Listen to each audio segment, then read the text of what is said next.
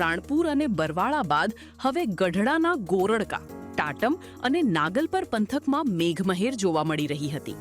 બોટાદ શહેરમાં પણ ભાવનગર અને પાળિયાદ રોડ વિસ્તારમાં ધીમી ધારે વરસાદી ઝાપટા પડ્યા હતા. કાળા ડિબાંગ વાદળો અને ઠંડા પવનો સાથે વરસાદ વરસતા વાતાવરણમાં ઠંડક પ્રસરી હતી, જેનાથી ધરતીપુત્રોમાં ખુશીનો માહોલ જોવા મળી રહ્યો હતો. સુરતના લજામણી 4 રસ્તા પાસે નશાની હાલતમાં કાર ચાલકે આતંક મચાવ્યો હતો. સાગર તાળા નામના કાર ચાલકે દારૂના નશામાં સ્ટીયરિંગ પરથી કાબુ ગુમાવતા કાર ડિવાઈડર કૂદીને અન્ય 2 કારને જોરદાર ટક્કર મારી હતી. કારમાંથી દારૂના ગ્લાસ મળી આવતા તે ચાલુ ગાડીએ નશો કરતો હોવાનું સ્પષ્ટ થયું છે. અકસ્માત બાદ ભાગવાનો પ્રયાસ કરતા આરોપીને સ્થાનિક લોકોએ ઝડપી પાડી પોલીસના હવાલે કર્યો હતો.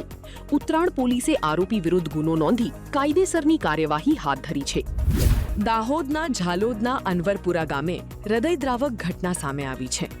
સુનીતાબેન કલારાએ પોતાની 2 માસૂમ દીકરીઓ સાથે કૂવામાં ઝંપલાવી જીવન ટૂંકાવ્યું હતું. માતા અને 1 બાળકીના મૃતદેહ મળી આવ્યા હતા, જ્યારે બીજી દીકરીની ફાયર ટીમ દ્વારા શોધખોળ ચાલી રહી છે. અગમ્ય કારણોસર ભરેલા આ આત્મઘાતી પગલાંને લઈને સમગ્ર પંથકમાં શોકનો માહોલ છે અને પોલીસે વધુ તપાસ હાથ ધરી છે. સુરત એસઓજી પોલીસે નશીલા પદાર્થો વિરુદ્ધ મોટી કાર્યવાહી કરી છે. ઓડિશાથી ટ્રેન મારફતે સુરત લવાતા 21 કિલો ગાંજા સાથે 3 શખ્સોને પોલીસે ઝડપી પાડ્યા છે. જપ્ત કરાયેલા આ ગાંજાની કિંમત અંદાજી 10.5 લાખ રૂપિયા અંકાઈ છે. મહિધરપુરા પોલીસ મથકમાં આરોપીઓ વિરુદ્ધ એનડીપીએસ એક્ટ હેઠળ ગુનો નોંધીને પોલીસે કાયદેસરની તપાસ હાથ ધરી છે. No drugs in Surat city અંતર્ગત ગઈકાલે ભુવનેશ્વરથી એક ટ્રેન આવતી હતી, એની અંદરથી એસઓજીએ ટોટલ 10,71,950 રૂપિયાનો ટોટલ 21 કિલો 40 ગ્રામ જેટલો ગાંજો ઝડપી પાડ્યો છે. 3 આરોપીઓ પણ પકડાઈ ગયા છે. આ 3 આરોપીઓનું નામ છે નવોધન પાહન, સંજય સાહુ તેમજ એક મહિલા જેનું નામ છે સરસ્વતી ઉર્ફે સંધ્યા. આ 3 ઓડિશાના રહેવાસી છે. આ લોકોનું મોડેસ ઓપરેન્ડી એવી હતી કે આ લોકો મુસાફરનો સ્વાંગ રચી અને બેગની અંદર ટ્રાવેલિંગ બેગની અંદર ગાંજી છુપાવીને લાવતા હતા. એસઓજી એમને ઝડપી પાડ્યા છે અને એનડીપીએસ એક્ટ હેઠળ ગુનો દાખલ મહિધરપુરાની અંદર કરવામાં આવ્યો છે. રાજકોટ ગ્રામ્ય એલસીબીની ટીમે શાપર વેરાવળ હાઈવે પર બાતમીના આધારે દમણથી આવતા ટ્રક પર સફળ રેડ પાડી છે. દોરાના બોક્સની આડમાં સંતાડીને લાવવામાં આવતો 64 લાખથી વધુની કિંમતનો વિદેશી દારૂનો જથ્થો પોલીસે ઝડપી પાડ્યો છે. પોલીસે ટ્રક ડ્રાઈવર ભરત મોરીની ધરપકડ કરી છે. આ દારૂનો જથ્થો કોણે મંગાવ્યો હતો અને તેમાં કોણ કોણ સંડોવાયેલું છે તે અંગે પોલીસ દ્વારા સઘન તપાસ હાથ ધરવામાં આવી છે.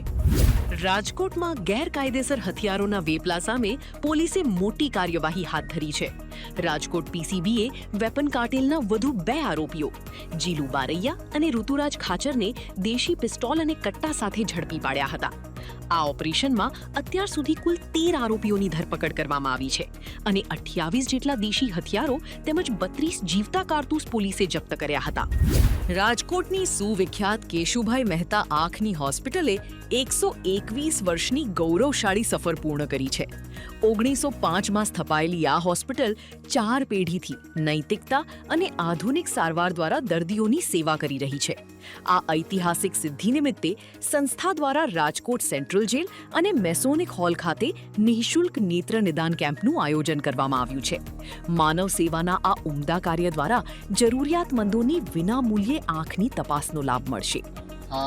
કેશુભાઈ મહેતા આંખની હોસ્પિટલ વતી હું ડૉક્ટર અજય મહેતા આપ સૌને જણાવતા ખુશ થાઉં છું કે આ હોસ્પિટલને 121 વર્ષ રાજકોટમાં પૂરા થયા અને સૌરાષ્ટ્ર કચ્છના તમામ દર્દીઓને આંખની સારવારથી વંચિત ન રહે તેટલા માટે અમે નેત્ર રોગ નિદાન અને સારવાર કેમ્પનું આયોજન ચાલુ કરી રહ્યા છીએ. શરૂઆતમાં 2 કેમ્પ અને પછી રાજકોટ તાલુકામાં, રાજકોટના તમામ તાલુકાઓમાં અને પછી આજુબાજુના જિલ્લાઓમાં પણ આ કેમ્પ કરવામાં આવશે. આ કેમ્પમાં મોતિયાનું ઓપરેશન તથા નેત્રમણી આરોપણ વિનામૂલ્યે કરવામાં આવશે તથા જે દર્દીઓને બેતાલાના ચશ્માની જરૂર હોય તેમને પણ અમે વિનામૂલ્યે આપશું. આના સિવાય કોઈપણ દર્દીને કાંઈ પણ પ્રોબ્લેમ હોય અથવા તેમને તેમનું નામ નોંધાવવું હોય તો નીચે જણાવેલ નંબર ઉપર ફોન કરી અને આપ રજિસ્ટ્રેશન કરાવો છો. અમારી આ યાત્રાનો એક જ એમ છે, એક જ અમારો ઉદ્દેશ છે કે સૌરાષ્ટ્ર કચ્છના કોઈ પણ દર્દી છે, કોઈ પણ આવક હોય, કોઈ પણ જગ્યાએ રહેતા હોય, તેમને જરૂરિયાત પ્રમાણે આંખની સારવાર મળતી રહે અને આંખની સારવાર વિના તેઓને આંખમાં નુકસાન ન થાય તેનું અમે ધ્યાન રાખીએ. જો બાળકોમાં આંખનું ઇન્ફેક્શનનું મોટું કારણ શું છે? કારણ કે એક સાથે એક જ ક્લાસરૂમમાં ઘણા બધા બાળકો રહે છે અને તે લોકો એકબીજાને હાથથી ને એમ અડતા હોય છે. તો દર્દીઓને ખાલી એટલી જ વિનંતી, બાળકોને એટલી જ વિનંતી કે તમે હાથ તમારા છે એ અવારનવાર ધોતા રહો અને કોઈ પણ કારણસર તમારી આંખ લાલ થઈ જાય, ચીપડા વળવા માંડે તો તમારે સ્કૂલે ન જવું, જેથી બીજા બાળકોને પણ આ ચેપ ન લાગે. મોબાઈલનો ઉપયોગ છે ને એ એક ટાઈપનું એપિડેમિક થઈ ગયું છે અને આના લીધે આંખમાં ડ્રાય આઈ સિન્ડ્રોમ અથવા કોમ્પ્યુટર વિઝન સિન્ડ્રોમ છે તે બહુ વ્યાપક ફેલાયેલું છે. તમે મોબાઈલનો ઉપયોગ કરતા હો તો એટલું યાદ રાખવું કે 20 મિનિટ પછી મોબાઈલ મૂકી અને 20 ફૂટ દૂર 20 સેકન્ડ માટે જોવું, પ્લસ તમારી આંખોને 4-5 વાર પટપટ કરવી. આ રીતના કરશો તો કોમ્પ્યુટર અને મોબાઈલથી દ્રષ્ટિને નુકસાન, આંખોને નુકસાન સાવ ઓછું થઈ જશે. રાજકોટના હુડકો ચોકડી પાસે આવેલ ઉત્તમ સોફાના કારખાનામાં આજે ભીષણ આગ લાગી હતી. ઘટનાની જાણ થતાં જ કોઠારિયા અને કનક રોડ ફાયર સ્ટેશનની ટીમો તાત્કાલિક સ્થળ પર પહોંચી હતી અને ભારે જહેમત બાદ આગ પર કાબૂ મેળવ્યો હતો.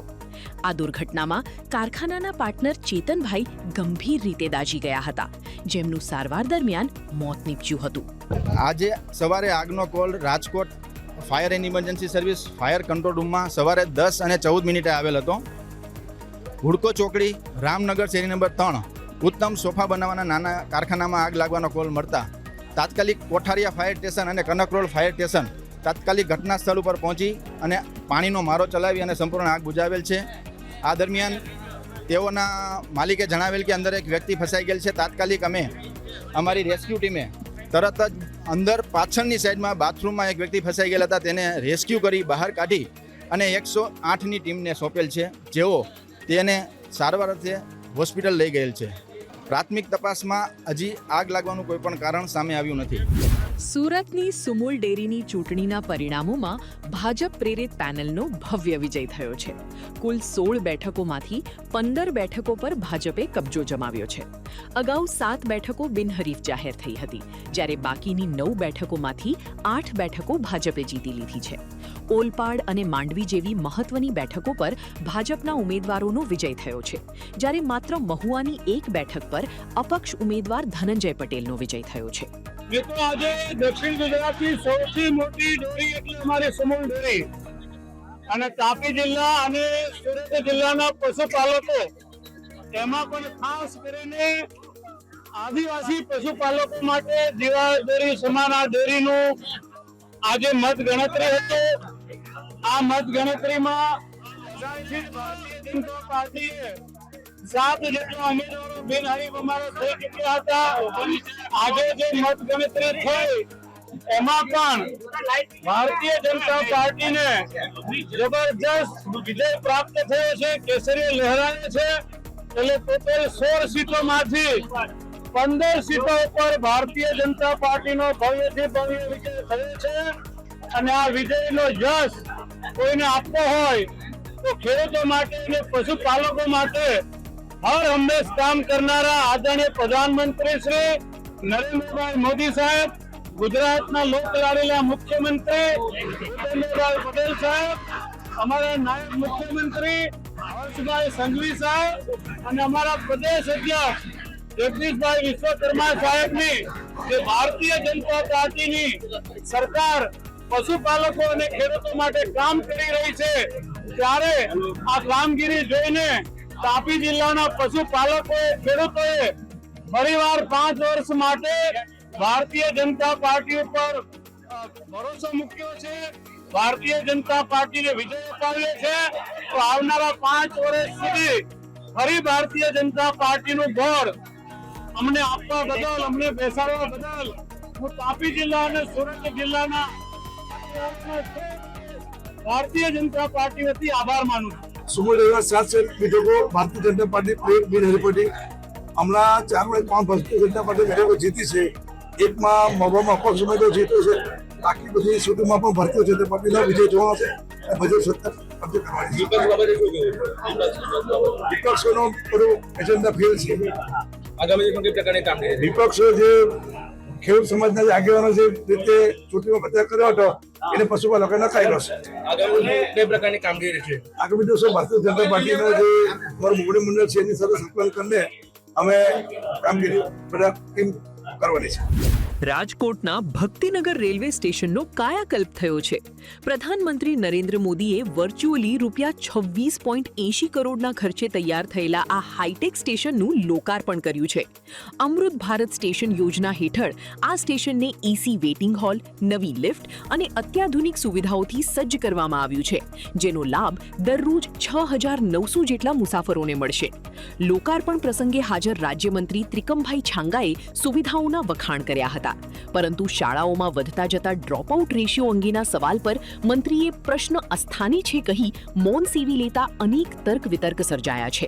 આજે અમૃત ભારત રેલવે સ્ટેશન યોજના હેઠળ દેશના પ્રજાવત્સલ પ્રધાનમંત્રી દ્વારા જલંધર મુકામેથી દેશના 75 રેલવે સ્ટેશનનું આધુનિકરણનું કામ જે સંપન્ન થયું છે, એ સંપન્ન થયેલા કામોનું લોકાર્પણનો કાર્યક્રમ આજે દેશના પ્રજાવત્સલ પ્રધાનમંત્રી આદરણીય નરેન્દ્ર મોદી સાહેબ દ્વારા જ્યારે થઈ રહ્યું છે, ત્યારે આજે રાજકોટ મુકામે આ ભક્તિનગર રેલવે સ્ટેશનનું પણ ₹27 કરોડના ખર્ચે આધુનિકરણ અને નવીનીકરણ જ્યારેનું કામ જ્યારે સંપન્ન થઈ રહ્યું છે, ત્યારે સમગ્ર રાજકોટ અને સૌરાષ્ટ્રની જનતા વતીથી દેશના પ્રધાનમંત્રીનો આભાર પણ માનું છું। આવતા દિવસોમાં આ આધુનિકરણને કારણે રેલવે સ્ટેશનની અને અન્ય આધુનિક અને માળખાકીય સુવિધાઓમાં વધારો થવાથી મુસાફરોને આવાગમન કરવામાં સગવડતા પડશે।